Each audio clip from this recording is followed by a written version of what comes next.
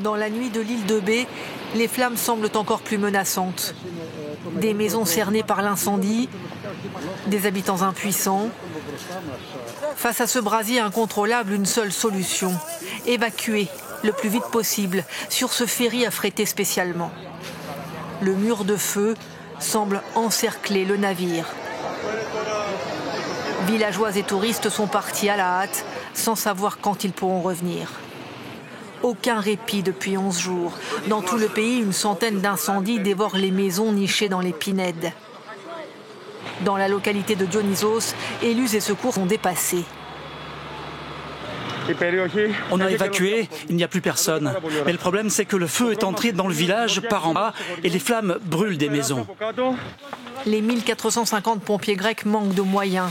Ils ont reçu des renforts extérieurs, notamment celui des pompiers de Marseille, qui luttent ici contre l'incendie à la lisière du village. Mais ils sautent et ils se propagent vite d'un endroit à l'autre. Et donc là, on avait un petit cabanon qui a pris le feu. On essaie de couper le feu pour éviter qu'il remonte vers le reste du village.